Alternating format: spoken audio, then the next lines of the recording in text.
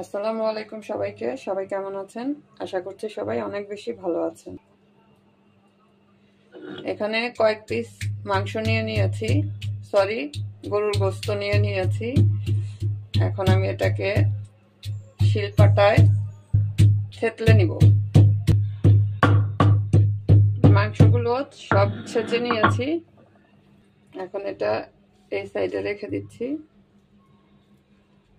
এখন এখানে নিয়েছি দুইটা পেঁয়াজ কেটে নিয়েছি আর কয়েকটা কাঁচামরিচ নিয়েছি।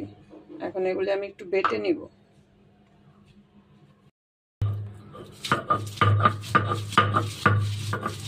কাঁচামরিচ আর পেঁয়াজটা বেটে মাংসের সাথে মিশিয়ে নিব। পেঁয়াজ আর কাঁচামরিচটা বেটে নিয়েছি মিহি করে, হয়ে গেছে। লবণ দিয়ে দিচ্ছি,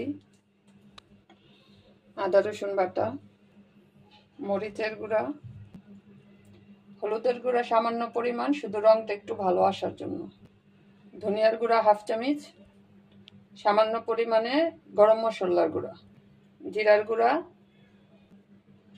সামান্য সয়াবিন তেল।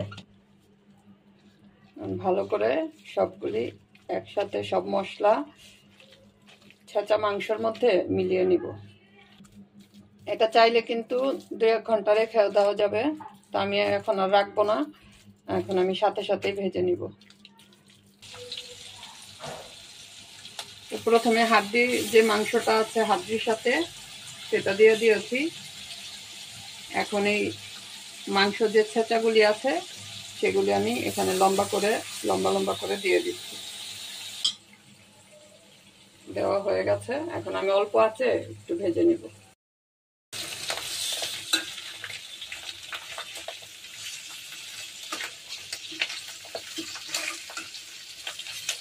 উল্টে দিলাম একটু, এক সাইড হয়ে গেছে।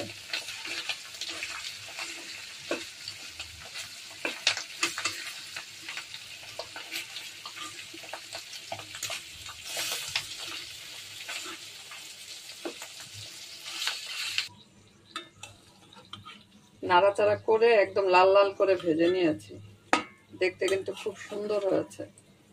আর এই ভাজতে ভাজতে আমি অনেকগুলো আবার খেয়েও ফেলেছি।